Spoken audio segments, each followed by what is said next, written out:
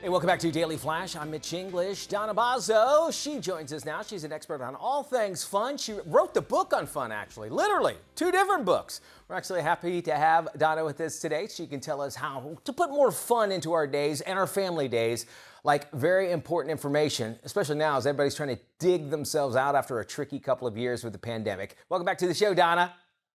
How you doing, right? We're all ready to have some fun. And that's the name of the game. It's like if you can't go throughout the day trying to have one thing fun that you've done, really, was it a good day at all, right? Exactly. We have to find ways to fold fun into our days and into our families' days. I mean, we're creating rich, fun family memories that our kids will cherish for a lifetime. And you're right, we need to make that a priority. All right. Now we're ready for some fun. So tell us what we can do, maybe as we head closer into this weekend or even this week, that we can have fun with our family. Well, I think you need to just kind of sit down and maybe discuss it at dinner tonight, but you need to figure out what is fun to you. Now, I call this your fun print. Much like your fingerprint, everybody has a different fun print. Okay. And we often overlook it because we fold into our families and our communities and we do what is supposed to be fun, but not everybody enjoys the same activities. And not everybody has the same cocktail of fun of maybe you like to read or you like to go disco dancing or whatever it is. We all have our own combination. And I think it's a good thing for us to think about as grown-ups, as parents, and then, discuss with our children, like, what do you enjoy? And then try to carve out time to do those activities. Okay, and this fun print, it could be anything. It's just basically identifying what that fun print is that maybe everything agrees on, or maybe is it so that you can try other things? Maybe like my son might like something different that I have. If I try it, I might like it. Is that kind of the idea? Exactly. Like my one daughter loves jigsaw puzzles and my other two do not. So I make sure that I have time with her to do the jigsaw puzzles or make sure I have that around. Now, science backs me up on this. So researchers have studied well-being, and they say there's 2 things that will bring us happiness: circumstantial changes, like a nice new neighbor moving in, Sure. and intentional acts, like taking up a new hobby or trying a new sport.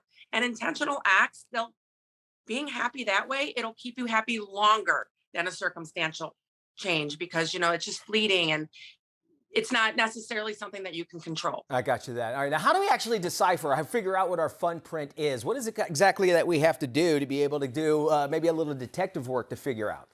Exactly. Put your detective hats on, everybody. So when you're doing something, whether it's an activity or some quiet time alone or whatever it is you're doing this weekend, say, look at the clock and see what you're doing when you lose time, when you're not really thinking about what you're doing.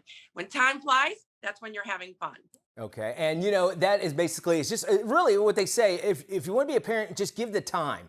I imagine that's really is what your kids are really actually looking for. And going with the flow of things also, I imagine, how happens as well. Is there something that you can do to encourage maybe the others in the family that might not be as excited as maybe some of the other ones might be?